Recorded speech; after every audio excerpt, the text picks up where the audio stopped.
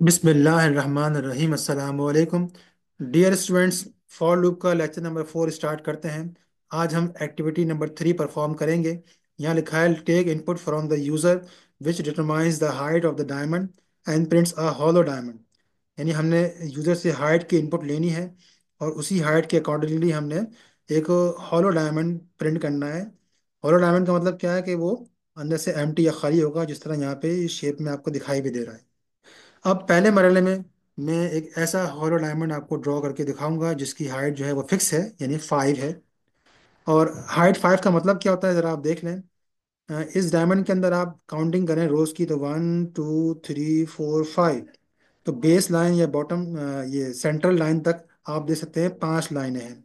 या अगर बॉटम से काउंट करें तो 1 2 3 4 5, यानी बॉटम से भी बेस लाइन तक या सेंट्रल लाइन तक 5 ही रोज होंगी। तो ये है हाइट का रिलेशन। और वैसे अगर आप देखें तो टोटल नंबर ऑफ लाइंस जो हैं वो 9 बनती हैं।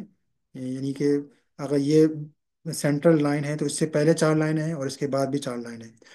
तो ये जो नंबर ऑफ लाइंस हैं ये भी हम हाइट की मदद से मालूम कर सकते हैं। इसका फार्मूला यूं बनेगा कि हाइट को 2 से मल्टीप्लाई कर दें और उसमें से 1 माइनस कर दें, यानी 2 5 10। और 10 में से 1 माइनस कर देंगे तो 9 लाइंस जो हैं वो जनरेट होंगी। अब नंबर ऑफ लाइंस का जानना इसलिए ज़रूरी है क्योंकि हमने इस डायमंड को प्रिंट करने के लिए लूप इस्तेमाल करना होगा। तो लूप को हमें फिर 9 टाइम्स ही चलाना होगा अगर डायमंड की हाइट 5 है। तो मैं आपको लूप चला के दिखाता हूँ। हम कहते हैं फॉर आई इन रेंज, और अब यहाँ रेंज में हमने नंबर ऑफ टाइम्स जो लूप चलाना है वो लिखना है। 9 मरतबा चलाना है, लेकिन मैं यहाँ लिखूंगा फार्मूला कि 2 × हाइट जो कि इस वक्त 5 है, और फिर उसमें से 1 माइनस करना है। तो ये लूप 9 बार चलेगा। अब लूप 9 बार चलेगा तो रेंज जो है वो 0 से लेके 8 तक टोटल 9 नंबर्स जनरेट करेगी। तो आई की जो 9 वैल्यूज होंगी वो क्या होंगी, 0 1 2 3 अप टू 8। स्टार्टिंग वैल्यू 0 होगी और आखिरी वैल्यू 8 होगी, तो इस तरह टोटल 9 वैल्यूज आई की होंगी। हम यहाँ पर फिलहाल पहले प्लस का सिंबल जनरेट करते हैं, क्योंकि यहाँ हमने इस प्लस के सिंबल को ही इस्तेमाल किया है इस डायमंड को प्रिंट करने के लिए। तो मैं इस प्रोग्राम को रन करता हूँ। आप देख लें कि ये 9 मरतबा प्लस का सिंबल प्रिंट हो गया है, क्योंकि हमने इस लूप को 9 बार चलाया है। अब सेकंड मरहले में मैं यहाँ इससे पहले एक स्पेस अटैच कर देता हूँ। मैंने इस प्लस के सिंबल के साथ क्या किया है कि हमने प्लस को अटैच कर दिया है इस स्पेस के साथ। तो अब हर बार प्लस से पहले एक स्पेस प्रिंट होगा। तो मैं रन करता हूँ इस प्रोग्राम को, आप देख सकते हैं कि हर प्लस से पहले एक स्पेस प्रिंट हुआ है। और अगर मैं यहाँ पे स्पेस मल्टीप्लाई 2 लिख दूँ तो इसका मतलब ये है कि अब हर बार एक नहीं बल्कि दो दो स्पेस प्रिंट होंगे इस प्लस के सिंबल से पहले। अगर अब मैं इस प्रोग्राम को रन करूंगा तो आप देख सकते हैं कि अब हर प्लस से पहले यहाँ एक स्पेस था तो यहाँ पे 2 स्पेस प्रिंट हुए। अब हम शेप पे दोबारा आते हैं। इस शेप में आप देखें कि जो पहला पहला प्लस है तो उससे पहले 4 स्पेस हैं। फिर अगली लाइन में पहले इस प्लस से पहले 3 स्पेस हैं, फिर दो, फिर एक।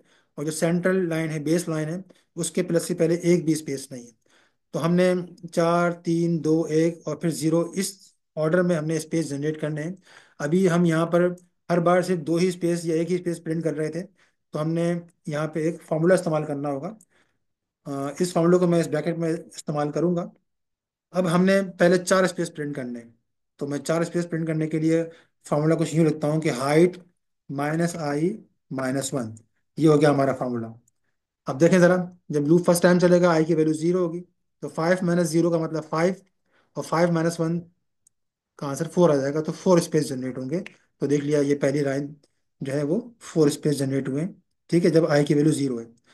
फिर जब आई की वैल्यू 1 होगी, जब सेकंड टाइम लूप चल रहा होगा, तो 5 - 1 का आंसर 4 आएगा। फिर 4 में से 1 माइनस करेंगे तो उसका आंसर 3 आ जाएगा। तो फिर 3 स्पेस जनरेट होंगे, यानी जो सेकंड लाइन है जब आई की वैल्यू 1 है तो उस वक्त 3 स्पेस जनरेट हुए। तो उम्मीद है कि ये स्कीम आपको समझ में आ गई होगी। इस प्रोग्राम को मैं रन करता हूँ, तो आप देख लें, जब आई 0 है तो 4 स्पेस, फिर 3, फिर 2, फिर 1। और जब आई की वैल्यू 4 हुई है, यानी जब हम पांचवी रोज प्रिंट कर रहे हैं, तो उस वक्त एक भी स्पेस नहीं है। तो अपर पार्ट हमने ड्रॉ कर लिया है। अब आते हैं इसके लोअर पार्ट पे। लोअर पार्ट में हमने यही काम करना है, लेकिन अब हमने स्पेस में एक का इंक्रीमेंट करना है। जिस तरह यहाँ हम 4 से 1 लेकर आए थे, तो यहाँ इंक्रीमेंट करके 1 से हम 4 तक स्पेस जनरेट करेंगे। लाइन नंबर 6 में एक स्पेस, फिर दो, फिर तीन, और फिर चार स्पेस। तो इस काम को हम किस तरह परफॉर्म करेंगे? तो क्योंकि हमने यहाँ पे इस आई की वैल्यू को इस्तेमाल करना है ये देखने के लिए कि हमने इस स्पेस में डिक्रीमेंट करना है या इंक्रीमेंट करना है। अगर तो आई की वैल्यू जो है वो 0 1 2 3 4 तक है, यानी 0 से लेकर 4 तक जब आई की वैल्यू होगी तो हमने डिक्रीमेंट करना है। लेकिन जब आई की वैल्यू 5 होगी, 6 होगी, 7 होगी, या आखिरी वैल्यू जो है वो 8 होगी, तो हमने स्पेस में इंक्रीमेंट करना है। तो मैं यहाँ पे एक इफ की कंडीशन लगाऊंगा। मैं कहूंगा कि अगर आई की वैल्यू जब तक लेस देन 5 है, तब तक तो हमने स्पेस में डिक्रीमेंट करना है। लेकिन जब आई की वैल्यू लेस देन 5 ना हो, 5 हो, 6 हो, 7 हो, या 8 हो, तो उस सूरत में हमने क्या करना है? मैं इसको कॉपी पेस्ट करता हूँ, कंट्रोल C, कंट्रोल V, और यहाँ पे मैं अपने इस फार्मूले को चेंज करता हूँ। अब देखें, यहाँ पे फार्मूला इसलिए चेंज करना है क्योंकि मैंने अब यहाँ पे स्पेस में डिक्रीमेंट नहीं बल्कि इंक्रीमेंट करना है। अब जब फर्स्ट टाइम एल्स पे कोड आएगा तो उस वक्त आई की वैल्यू 5 होगी, तभी ये इसकी कंडीशन फॉल्स होगी। जब आई की वैल्यू 5 होगी तो 5 - 5 ये 0 हो जाएगा। अगली बार जब आई की वैल्यू 6 होगी तो 5 - 6 का आंसर -1 आएगा। तो क्योंकि आई 5 को क्रॉस कर चुका है, हाइट को क्रॉस कर चुका है, तो अभी हम 5 में से यानी हाइट में से आई को माइनस नहीं करेंगे, बल्कि हम आई में से हाइट को माइनस करेंगे। और जब ये लूप फर्स्ट टाइम आएगा एल्स के अंदर, उस वक्त आई की वैल्यू 5 होगी, तो 5 - 5 का आंसर 0 आ जाएगा। तो 0 बार तो हमने स्पेस जनरेट नहीं करना है, ठीक है ना? यानी यहाँ पर हमने इस लाइन पर हमने एक स्पेस जनरेट करना है। तो इसके लिए हम क्या करेंगे? इसमें हम फिर 1 प्लस कर लेंगे ताकि वो एक स्पेस जनरेट हो। फिर जब आई की वैल्यू नेक्स्ट टाइम 6 होगी, तो 6 - 5 का आंसर 1 आएगा, और 1 में हम 1 प्लस करेंगे तो 2 होगा, तो 2 स्पेस जनरेट होंगे। तो यानी इस लाइन नंबर 7 में फिर 2 स्पेस जनरेट होंगे। तो उम्मीद है कि ये बात आपको समझ में आ गई होगी। तो मैं इस प्रोग्राम को रन करता हूँ।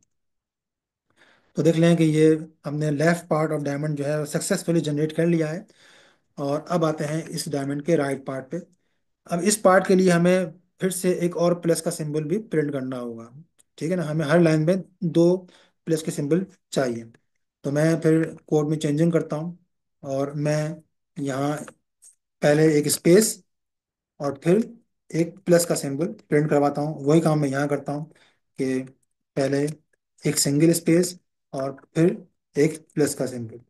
तो अब इस प्रोग्राम को हम रन करते हैं, तो आप देख सकते हैं कि हर जगह दो दो प्लस के सिंबल और उनके बीच में एक स्पेस जनरेट हुआ है। अब इस तरह इस शेप को आप देखें, जो पहली रो है और जो आखिरी रो है वहां पे दो प्लस के सिंबल नहीं है बल्कि एक ही प्लस का सिंबल है। तो पहली रो का मतलब है कि आई की वैल्यू 0, और आखिरी रो का मतलब है कि आई की वैल्यू 8 होगी। तो जब आई की वैल्यू 0 हो या 8 हो, तो हमने फिर दो प्लस के सिंबल नहीं बल्कि एक ही प्लस का सिंबल प्रिंट करवाना है। तो मुझे यहाँ पे भी चेंजिंग करनी होगी। तो upper part of triangle of diamond, हम यहाँ पे एक कंडीशन लगा देते हैं कि इफ आई इक्वल टू 0, अगर आई 0 के बराबर हो, तो फिर हमने क्या करना है? मैंने इसको कॉपी कर लिया है, और मैं ये जो दूसरा प्लस का सिंबल है वो यहाँ से डिलीट कर देता हूँ। तो अगर पहली रो हो यानी आई की वैल्यू 0 हो, तो उस वक्त तो हमने एक ही प्लस का सिंबल प्रिंट करना है। और अगर आई की वैल्यू 0 ना हो, 1 हो, 2 हो, 3 हो, या 4 हो, तो उस सूरत में फिर हमने, ये मैंने पेस्ट कर दिया कोड, उस सूरत में हमने प्लस के दो सिंबल प्रिंट करने हैं। Similarly bottom part of diamond में हमने क्या करना है? हमने चेक करना है कि if I is equals to, जो आई की आखिरी वैल्यू है 8, या हम इस 8 को फॉर्मूले के अंदर इंक्लोज भी कर सकते हैं। यानी हम कह सकते हैं कि 8 का मतलब ये 2 मल्टीप्लाई बाय हाइट -2, यानी ये 2 5 = 10, और 10 में से 2 माइनस करेंगे तो 8 आंसर आ जाएगा। तो ये आखिरी रो को रिप्रेजेंट कर रहा है। तो उस सूरत में भी हम क्या करेंगे? एक ही प्लस सिंबल प्रिंट प्रिंट करेंगे।